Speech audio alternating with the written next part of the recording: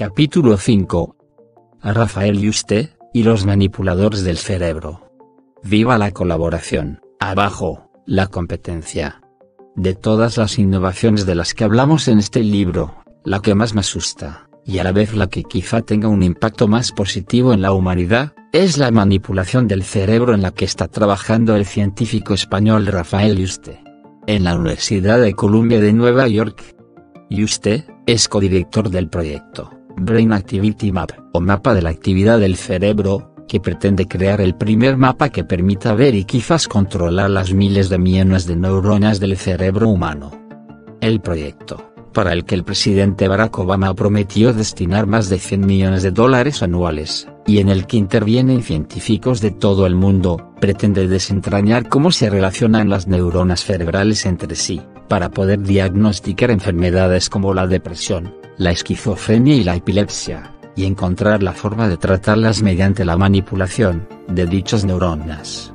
Poder diagramar toda la actividad cerebral, y manipularla dará lugar a nuevos métodos de diagnóstico, y a nuevas terapias, afirman los impulsores del proyecto.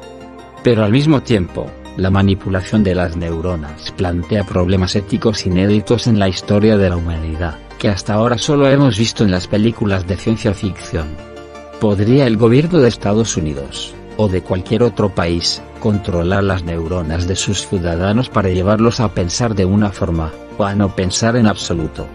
Llegaremos a un punto en que los gobiernos puedan manipular el cerebro humano para crear seres más inteligentes, o más tontos y sumisos. O en que los padres puedan reprogramar el cerebro de sus bebés para que sean mejores estudiantes. ¿Podrán los gobiernos leer nuestra mente? Cuando entrevisté a Yuste, ya había sido objeto de diversos artículos en el New York Times, en El País de España, en la revista Science y en varias otras publicaciones internacionales. Además, la revista Nature lo había escogido como uno de los 5 científicos a nivel mundial que estaban trabajando en los proyectos más revolucionarios. Esperaba encontrarme con una eminencia científica un tanto agrandada por tanta publicidad, y quizá un tanto impaciente con quienes como yo no entendemos mucho de neurobiología. Pero me topé con un individuo muy diferente. Llegué al laboratorio de Yuste, en la Universidad de Columbia, durante una mañana lluviosa en la que había muy poca actividad en sus oficinas, con un poco de miedo por cómo reaccionaría ante mis preguntas sobre si su proyecto no constituía un peligro para la humanidad. Yuste, que recientemente había cumplido 50 años de edad, me recibió con una amplia sonrisa, y con una sencillez y una afabilidad que no me esperaba.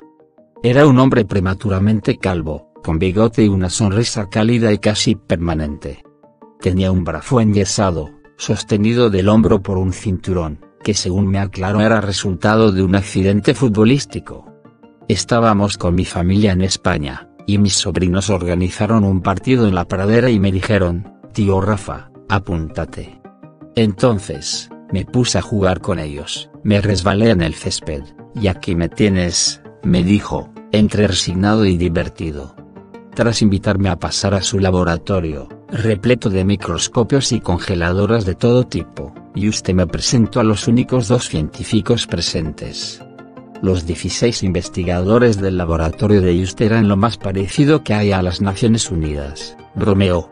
Del total, 4 eran surcoreanos, 3 estadounidenses, 2 japoneses, 2 alemanes, 1 israelí, 1 suizo, 1 finlandés de origen hindú, 1 canadiense, 1 checo y otro él mismo español. Es lo más común. Se encogió de hombros Yuste, agregando que los laboratorios científicos de las grandes universidades estadounidenses tienen muchos más extranjeros que norteamericanos. Cuando nos sentamos, le comenté a Yuste medio en broma, pero medio en serio que muchos piensan que el suyo es un proyecto del gobierno estadounidense para manipular el cerebro humano. Somos muy conscientes de los peligros. Si ustedes van a detectar cómo funciona el cerebro humano, para curar esas enfermedades, supuestamente van a manipular el cerebro humano, ¿o no?, le pregunté. ¿Esa manipulación no puede ser usada con otros fines menos loables? Tienes razón, respondió. Pero te digo, primeramente, desde el comienzo, que tanto los científicos que propusimos el proyecto como el gobierno estadounidense, Somos muy conscientes de la posible utilización equivocada de las técnicas que venimos estudiando. El proyecto es desarrollar técnicas para mapear y manipular la actividad cerebral. Pero el objetivo inicial es entender cómo funciona el cerebro y ayudar a los pacientes. Tenemos una deuda con los millones de pacientes que hay en el mundo. Seguramente tú, como yo, tenemos parientes cercanos que padecen esquizofrenia o epilepsia. Tenemos que curarlos. ¿Cómo? Por ejemplo, la esquizofrenia es un problema en el que los pensamientos están desorganizados. Entonces, podríamos intentar desarrollar técnicas para enlazar un pensamiento con otro y corregir la manera normal que tienen de pensar los esquizofrénicos. Pero no has contestado mi pregunta, le dije con amabilidad. ¿No es peligroso empezar a manipular el cerebro humano? Estas técnicas pueden utilizarse también para fines que no sean altruistas, respondió. Es el mismo problema que siempre corre la ciencia cuando se desarrollan técnicas nuevas. Piensa en la energía atómica, o en las técnicas de nuevas bacterias, que se pueden utilizar para promover grandes avances de la humanidad, o para provocar acciones devastadoras. Tenemos la responsabilidad, como ciudadanos, de que eso no sea así. ¿Cuáles serían los peligros? Insistí. Yo creo que una posibilidad sería, como dices tú, que se pueda leer la mente de las personas, o interferir con su pensamiento, dijo Yuste. Pero, precisamente por eso, hemos hecho la propuesta de que el desarrollo de estas técnicas esté controlado, y supervisado por comités éticos, formados por representantes tanto de la sociedad como expertos en ética y también científicos. Yo te aseguro que tanto los científicos que estamos detrás del proyecto como el gobierno estamos vigilando esto. El propio expresidente Obama lo mencionó durante su rueda de prensa, dijo que iba a encargar a un comité ético que supervisase la utilización de este tipo de tecnología. El cerebro humano es lo que menos conocemos. Cuando el presidente Barack Obama presentó su proyecto del mapeo del cerebro humano, el 2 de abril de 2013, se refirió al plan como algo histórico para la humanidad, explicando que la medicina moderna conoce el funcionamiento del cuerpo, pero no de la mente. Como humanos, podemos identificar las galaxias que están a años luz, podemos estudiar partículas más pequeñas que un átomo, pero todavía no hemos destrabado el misterio de las 3 libras de materia gris que están entre nuestros oídos, dijo durante la conferencia de prensa en que hizo el anuncio, provocando la risa de los normalmente adustos reporteros que cubren la Casa Blanca. Y usted me dijo que, efectivamente, el plan de mapear el cerebro humano es algo histórico, porque ese órgano es la única parte del cuerpo que no sabemos cómo funciona. Conocemos cómo lo hacen los músculos, el hígado y el corazón, lo suficiente para intentar curarlos cuando se estropean. Pero de la nariz para arriba estamos en territorio prácticamente desconocido, me explicó. O sea que desconocernos el funcionamiento de la parte más importante de nosotros, porque los humanos somos animales cerebrales, continuó diciendo Yuste. La mente humana es el fruto de la actividad del cerebro. Todo lo que somos, nuestros pensamientos, nuestras creencias, nuestro comportamiento, el movimiento que hacemos, la percepción, toda nuestra vida depende del funcionamiento del cerebro. Entonces, si conseguimos entender cómo funciona, la humanidad, por primera vez en la historia, se entenderá a sí misma por dentro. Será como vernos por dentro por primera vez, explicó. El primer paso será entender cómo funciona la máquina, dijo Yuste.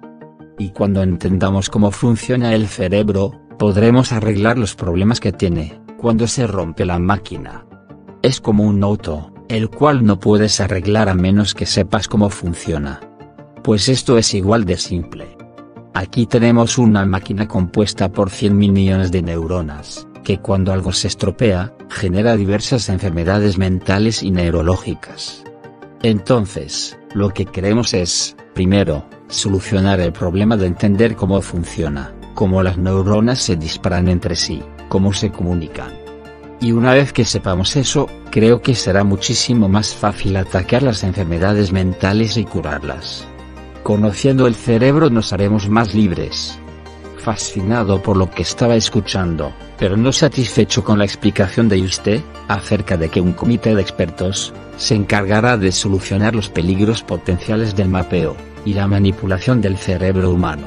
Volví a mi pregunta original: ¿cómo evitar que todas estas investigaciones sean usadas para el mal? Yuste respondió que los eventuales impactos positivos del descubrimiento de la mente serán muchísimo mayores que los negativos, sugiriendo que si hubiéramos permitido que el miedo paralizara la investigación científica, todavía estaríamos en la Edad Media. Sinceramente, pienso que esto puede ser uno de los momentos históricos de más importancia para la humanidad.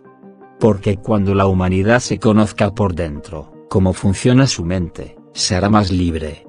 Entenderemos el origen de muchos de nuestros sufrimientos, y podremos solucionar no solo problemas médicos sino también problemas de comportamiento, me dijo Yuste. También creo que esto nos permitirá desarrollar un nuevo tipo de tecnología, que utilice la actividad cerebral directamente para controlar máquinas, y para optimizar la comunicación entre las personas. Esto puede ser como una especie de voltereta en la evolución humana. Porque es algo que llevan investigando los filósofos, los psicólogos y los médicos desde hace miles de años. 100.000 millones de neuronas. El cerebro humano posee una complejidad extraordinaria, explicó Yuste. El número de neuronas que tenemos en el cerebro humano es de 100.000 millones, conectadas entre sí de diversas maneras que han sido descritas como junglas impenetrables de conexiones. Puede ser el trozo de materia más sofisticado del universo, y lo tenemos encima de la cabeza, cada uno de nosotros. Entonces, empezar a estudiarlo da miedo, confesó. De hecho, hay mucha gente que piensa que el misterio del cerebro humano nunca se va a entender. Pero ¿y usted cree que el proyecto es factible? Nosotros somos científicos rigurosos y decimos que esto, igual que con cualquier otra parte del cuerpo, es una cuestión de método y de trabajo. Antes o después daremos con la solución, me dijo. Cuando le pregunté cómo lo harán, me explicó que el secreto será estudiar los movimientos y las conexiones entre las neuronas, en lugar de estudiar las neuronas en sí. Mira, te puedo explicar esto con una analogía muy simple. Imagínate que estás en la sala de tu casa viendo una película en la televisión, pero solo puedes ver un píxel de la pantalla. Entonces, no te enteras de la película. El cerebro humano, y el de otras especies ha sido estudiado con técnicas que registran la actividad de una sola neurona, y después comparan esos registros con la actividad de otra neurona en otro animal. Entonces, es igual que si hubiésemos intentado ver la película mirando solo un píxel, explicó. Nadie ha visto la película cerebral entera. Yo creo que en el momento en que se desarrollen las técnicas para registrar la actividad de un gran número de neuronas, a la vez empezaremos a ver delante de nosotros patrones de actividad, que puedan corresponderse con comportamientos, con pensamientos, con actividades motoras, con el habla. Le mostramos videos a los ratones. Para descubrir el misterio del cerebro humano, Yuste y su equipo, al igual que otros, en varias universidades, están realizando experimentos con ratones, mostrándoles películas y observando cómo reaccionan sus neuronas. ¿Videos? ¿Películas, como las de Hollywood? Le pregunté, sin poder evitar una carcajada. Yuste sonrió, y asintió con la cabeza. Sí, dijo, y empezó a explicarme cómo funcionan sus experimentos. El cerebro humano, y el cerebro de los mamíferos en general, está compuesto, sobre todo, por una zona que se llama corteza cerebral. En los humanos y en los primates esta zona está muy desarrollada, pero es muy parecida a la corteza cerebral de los ratones, señaló. Entonces, el ratón es un animal de experimentación muy cómodo.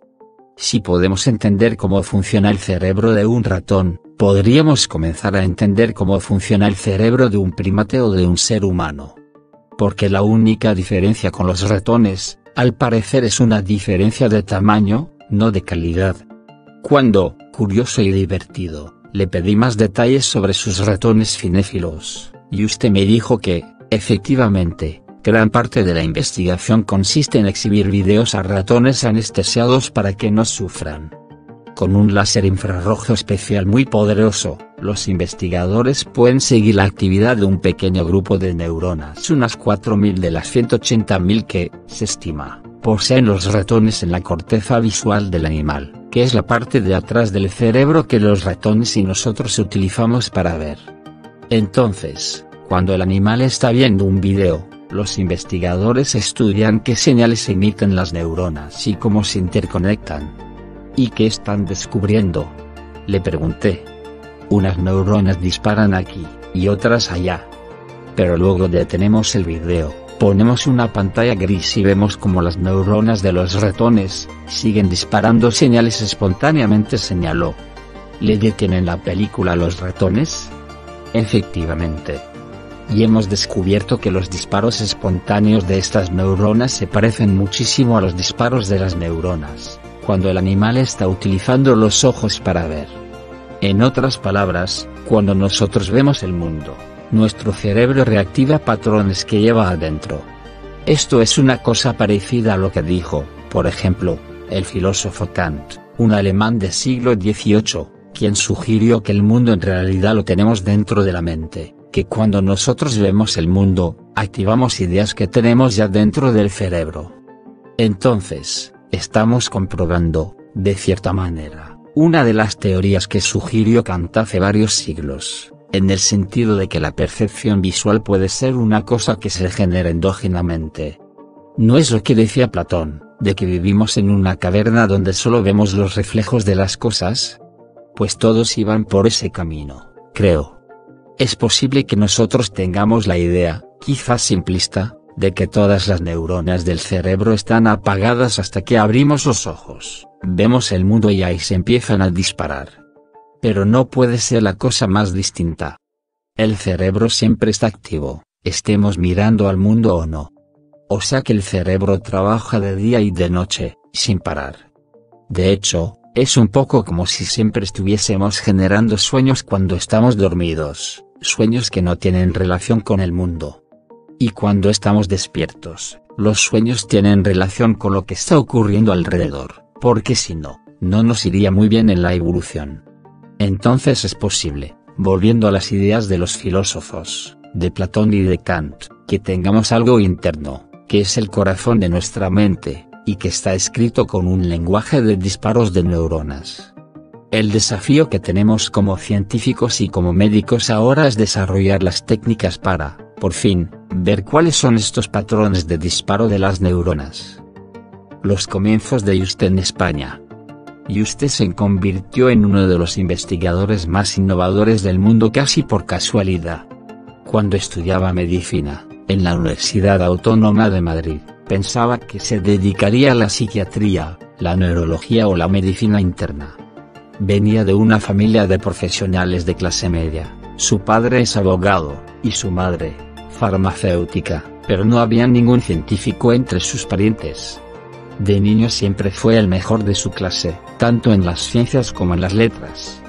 Había entrado en una de las mejores escuelas secundarias públicas de Madrid, la Ramiro de Maeztu, gracias a la alta calificación que logró en su examen de ingreso, y se graduó allí como el mejor alumno de su generación.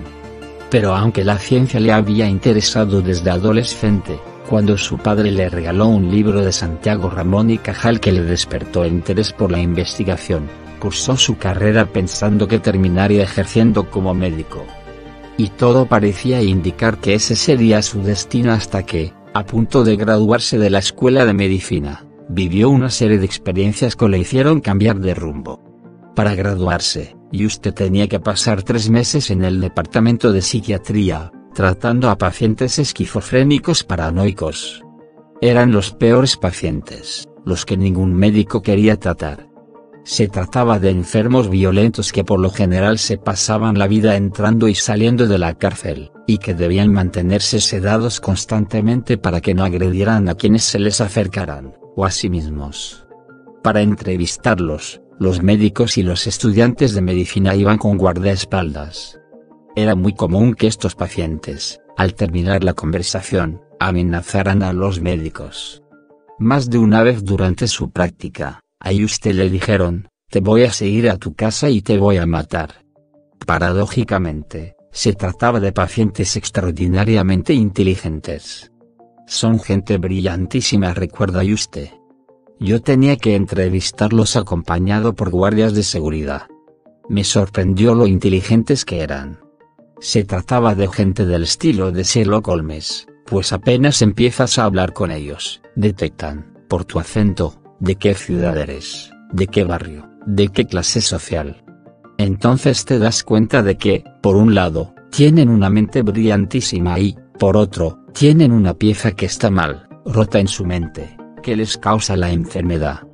Allí fue, durante sus prácticas en el departamento de psiquiatría, donde Yuste comenzó a convencerse cada vez más de que los tratamientos médicos que se suministraban a los esquizofrénicos paranoicos no curaban su enfermedad, sino con suerte solo los síntomas. De la psiquiatría a la investigación.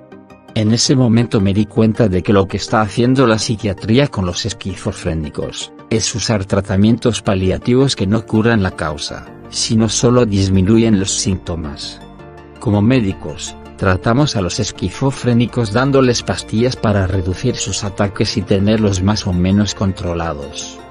Pero nunca solucionamos el problema que tienen dentro. Entonces, en ese momento, Yuste decidió cambiar de rumbo. Decidí que en vez de dedicarme a la psiquiatría, lo que iba a hacer, era abocarme a la investigación básica, para entender cómo funciona la corteza cerebral, que es donde tienen el problema los esquizofrénicos. Me pareció mucho más interesante que algún día yo, o alguien que venga después, entendiendo cómo funciona la corteza cerebral, pudiera curar a estos pacientes de una manera muchísimo más efectiva. La obra de Ramón y Cajal que su padre le regaló cuando tenía 14 años de edad, Los tónicos de la voluntad, reglas y consejos sobre investigación científica, y que tanto lo impresionó de adolescente, ahora le parecía más acertada que nunca. El libro, que había sido un bestseller en España, ofrecía consejos a los jóvenes investigadores y describía la ciencia como una tarea solitaria y heroica para salvar a la humanidad. Otro clásico que le regaló su madre más o menos a la misma edad, Los cazadores de microbios, del microbiólogo estadounidense Paul de Kruif, también le había vuelto a la mente con mayor claridad a la luz de sus experiencias, con los pacientes esquizofrénicos. Según lo relató Yuste, esos dos libros me cautivaron. Y hacia el final de mi carrera de medicina, vi clarísimo lo que quería hacer con mi vida. Y decidí ser uno de esos héroes callados que trabajan hasta la medianoche en sus laboratorios, en solitario, y que con sus microscopios descubren secretos que ayudan a la humanidad. Llegué a Estados Unidos con 2 maletas, sin conocer a nadie. Tras graduarse de la Universidad Autónoma de Madrid, en 1987, Yuste viajó a Estados Unidos para hacer su doctorado en la Universidad Rockefeller de Nueva York. Llegué como llegan muchos estudiantes españoles a Estados Unidos, con 2 maletas, sin conocer a nadie, para abrirme camino en un país nuevo, me contó. En la Universidad Rockefeller trabajó en técnicas de calcium imaging para medir la actividad de las neuronas, bajo la supervisión del premio Nobel, Thorsten Wiesel.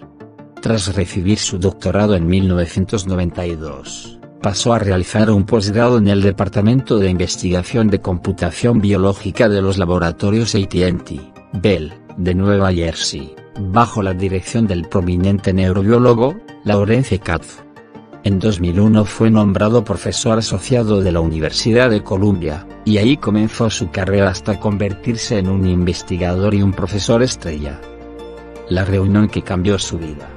En septiembre de 2011, Yuste fue invitado a una reunión en Buckinghamshire, Gran Bretaña, junto con unos 25 científicos, la mayoría neurobiólogos y físicos. Era una reunión organizada por 4 fundaciones privadas, 2 inglesas y 2 estadounidenses, para intercambiar ideas sobre qué proyectos ambiciosos se podían emprender en el campo de la neurociencia. La idea era que cada científico sugiriera qué investigaciones deberían priorizarse en el futuro próximo, y que las propuestas fueran discutidas ahí con la mayor sinceridad. En otras palabras, era una reunión informal, sin agenda previa, lo que en la jerga anglosajona se llama una sesión de brainstorming. Cuando le llegó el turno a Yuste, sugirió lo que poco tiempo después atraería la atención de la Casa Blanca. Yuste dijo: lo que creo que hay que hacer es desarrollar técnicas para mapear la actividad completa de los circuitos neuronales en animales y en personas.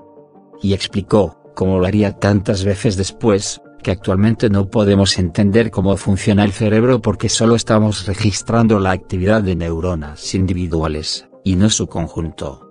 Si queremos llegar al fondo de las enfermedades psiquiátricas, como las de los esquizofrénicos paranoicos que le había tocado atender como practicante en España, había que hacer un mapa del cerebro humano, explicó. Según recuerda Yuste, la primera reacción de sus colegas no fue favorable. Cuando sugerí esta idea, muchos de mis compañeros empezaron a decir: eso es imposible. Va a costar mucho dinero. E incluso si conseguimos el dinero, habría que trabajar con demasiados datos. Y aunque tuviésemos todos los datos, no sabríamos qué hacer con ellos. Pero a medida que avanzaba la discusión, se hacía más evidente que la propuesta de Yuste estaba acaparando la conferencia. Cuanto más críticas llegaban, más se fortalecía la idea. Y al rato me apoyaron 3 o 4 personas claves, entre ellas George Church, uno de los impulsores del proyecto del genoma humano. Church se levantó y dijo: las críticas que le hacéis a Yuste son las mismas críticas que nos hacían a nosotros, al genoma humano, hace 15 años. Y estaban equivocadas. Church y Yuste no convencieron a la mayoría, pero sí lograron persuadir a un pequeño grupo lo suficientemente influyente como para empezar a hacer rodar la idea. De esa reunión salimos un grupo muy pequeño de 5 personas, entusiasmados con la idea de proponer al mundo nuestro proyecto y desarrollar técnicas para mapear la actividad cerebral, recuerda Yuste. En los siguientes meses, los 5 científicos comenzaron a escribir borradores, que luego se convirtieron en publicaciones científicas que salieron en revistas especializadas. Y, así como enviaron varios escritos a las revistas científicas más prestigiosas, remitieron uno de ellos a la Oficina de Políticas Científicas y Tecnológicas de la Casa Blanca. Me enteré cuando vi a Obama en televisión. Lo leyeron y les encantó, recuerda Yuste. La Casa Blanca estaba buscando un gran desafío científico-tecnológico, para volver a asombrar al mundo de la misma manera como lo había hecho cuando la NASA envió al primer hombre a la Luna, en 1969. El gobierno de Barack Obama estaba buscando un proyecto de alto impacto. Igual que había sucedido a mediados del siglo XX después de que la Unión Soviética lanzó el primer satélite al espacio, el Sputnik, y en Estados Unidos cundía la alarma por la posibilidad de que los rusos les ganaran la carrera tecnológica, ahora había un creciente temor en Washington de que China lograra eclipsar el poderío estadounidense. En rigor, China estaba muy por atrás de Estados Unidos en los principales indicadores científicos y tecnológicos, pero la percepción entre los estadounidenses era que los chinos estaban pisándoles los talones. Y ante la paranoia general de que Estados Unidos estaba perdiendo su rol de superpotencia, la Casa Blanca invitó a los principales centros de investigación a que presentaran sus proyectos más ambiciosos. La Oficina de Políticas Científicas y Tecnológicas de la Casa Blanca recibió más de 200 propuestas en 2012, y escogió la de Yuste. Y el científico español se enteró por la televisión, como millones de personas, cuando escuchaba el discurso del Estado de la Unión de Obama, la presentación anual en la que el presidente de Estados Unidos propone sus planes para el siguiente año fiscal ante el Congreso la noche del 13 de febrero de 2013. Al presentar sus planes para dar un nuevo impulso a la innovación, la ciencia y la tecnología, el presidente dijo: si queremos fabricar los mejores productos, debemos invertir en las mejores ideas. Por cada $1 que hemos invertido en el mapeo del genoma humano, hemos generado $140. Hoy, nuestros científicos están trabajando en el mapa del cerebro humano para encontrar las respuestas al mal de Alzheimer. Ahora es el momento para alcanzar un nivel de investigación y desarrollo que no se ha visto desde el punto más alto de la carrera espacial. Necesitamos hacer esas inversiones. Fue una de las pocas veces que demócratas y republicanos en el Congreso se levantaron conjuntamente de sus bancas para aplaudir a Obama. Yuste, Sentado en su casa, saltó de su asiento. Obama acababa de decir lo que le habían propuesto él y sus colegas, usando las mismas palabras. Estaba mirando televisión como cualquier vecino, me contó Yuste, meses después. Al oír lo que dijo Obama, nos dimos cuenta de que estaba hablando de lo nuestro.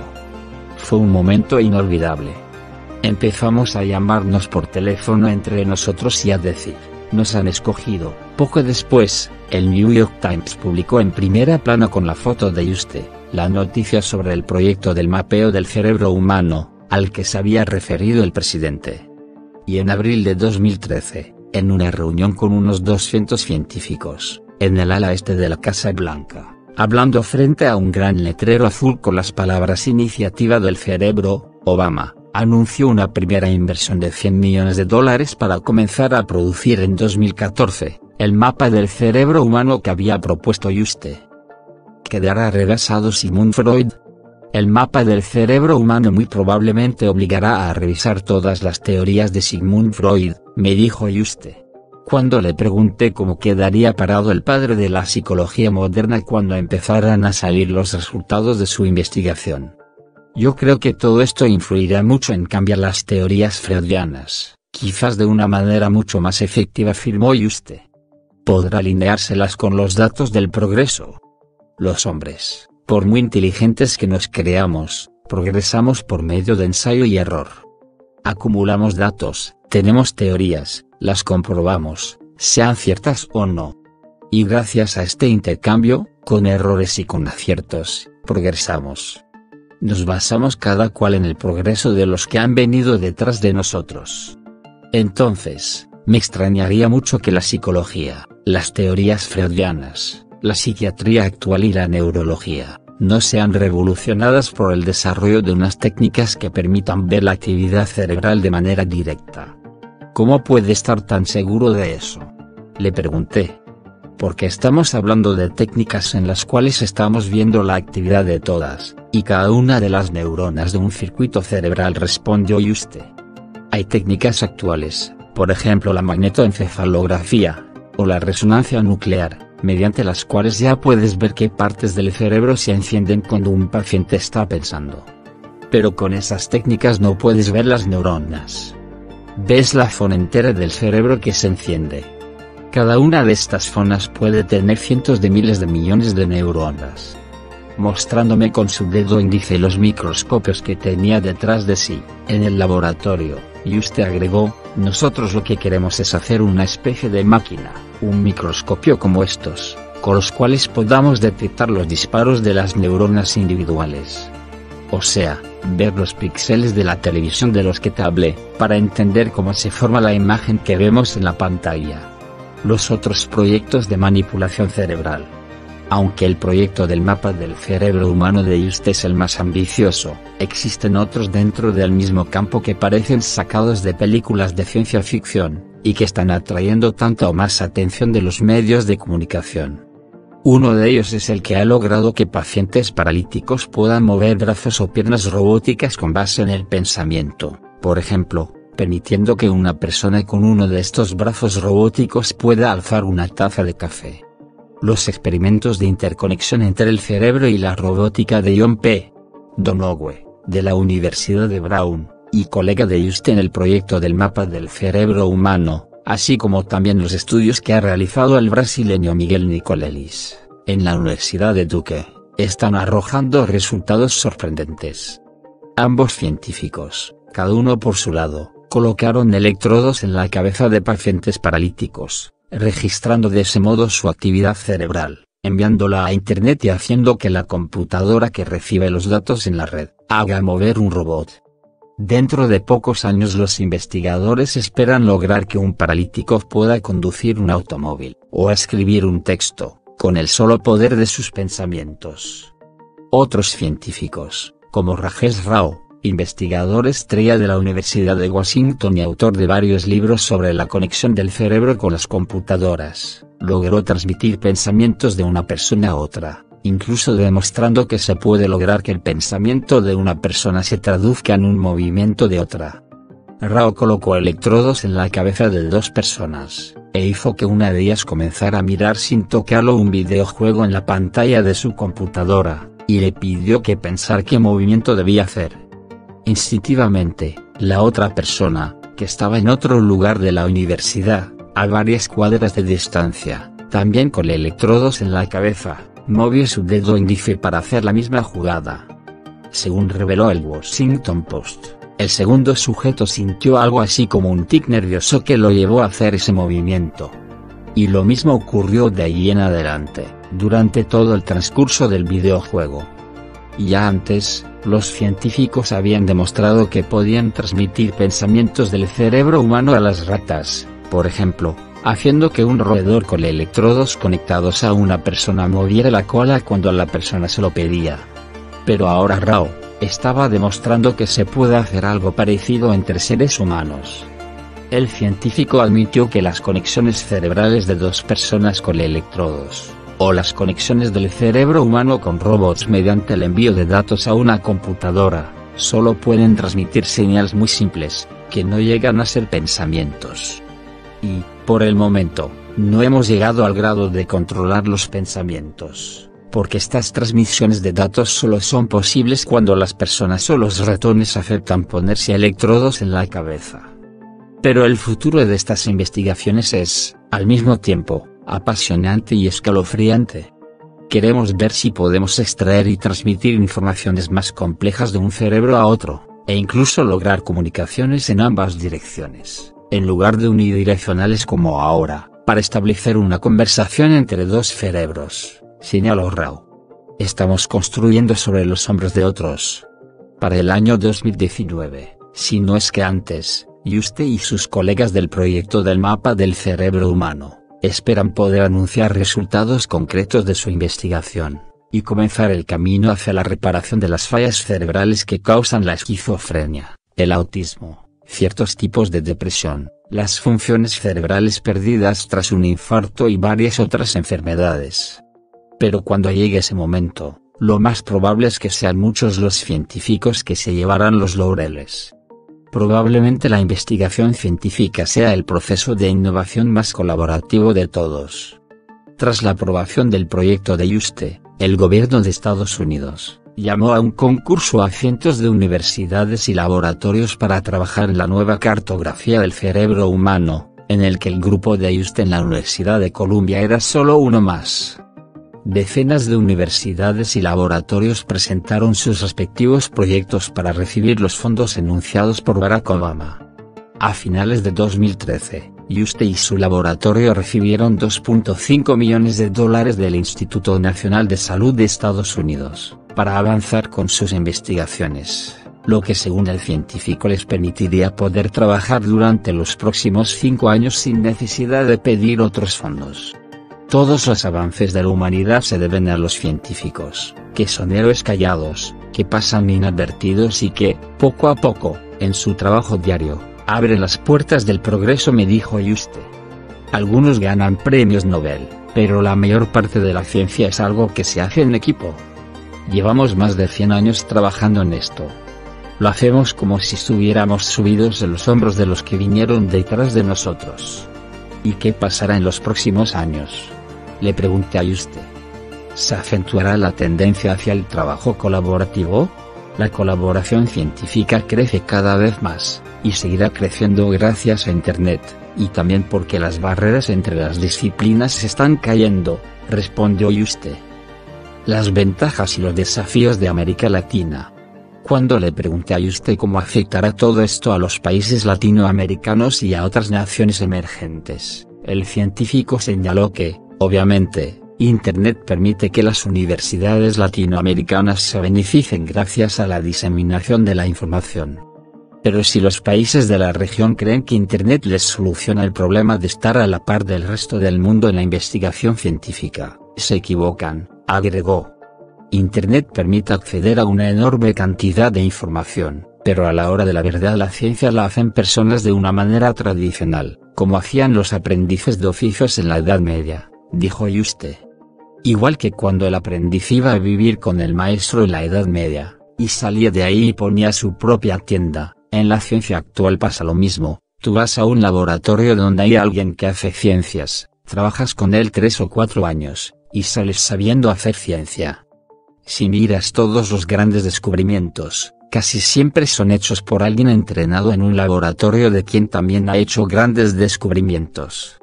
Por eso, es fundamental que las universidades latinoamericanas envíen más graduados a hacer doctorados o postdoctorados a las mejores universidades del mundo, señaló Yuste.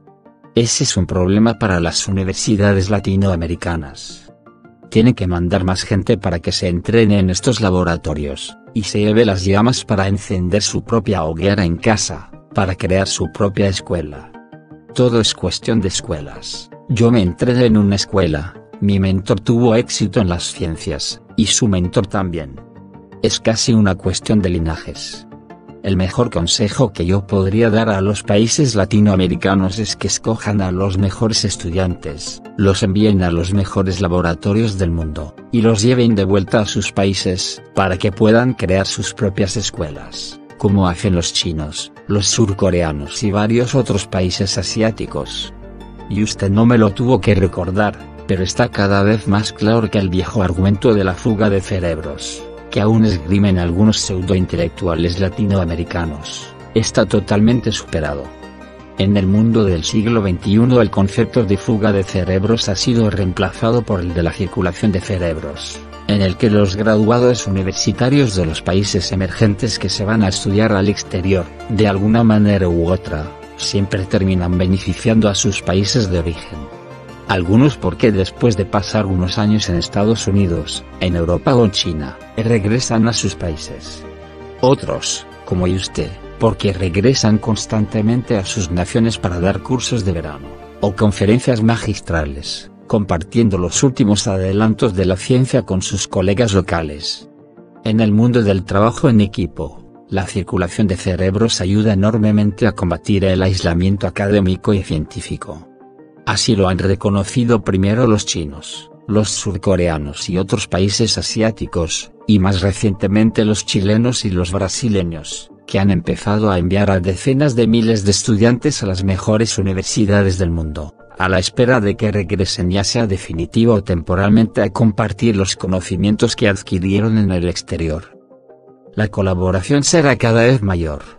El otro motivo por el que la colaboración científica será un proceso cada vez más colaborativo, además de la difusión de datos que permite Internet, es que hará falta cada vez más trabajo conjunto entre expertos de diferentes disciplinas. Cada vez tiene menos sentido que los científicos trabajen en departamentos de fisiología, farmacología, neurología, etc., porque todas estas son barreras artificiales, me explicó usted. Y cada vez está más claro que la solución a un problema científico muchas veces viene de mezclar abordajes de distintos campos. Por eso, el trabajo científico es cada vez más interdisciplinario. Porque no tiene sentido, si estás atorado en un problema, no utilizar todos tus recursos para traer expertos de otras áreas que te puedan ayudar. Eso está ocurriendo cada vez más. La gente se está dando cuenta de que las antiguas disciplinas son artificiales, y son accidentes históricos, agregó. Incluso las fronteras de departamentos como física, bioquímica, psicología y robótica son progresivamente más borrosas, agregó usted. Yo estoy en el departamento de biología, pero tengo colegas que trabajan en lo mismo que yo en el departamento de química. Por eso, la colaboración científica será cada vez mayor. La rivalidad estará dada más que nada por quién llega primero, concluyó.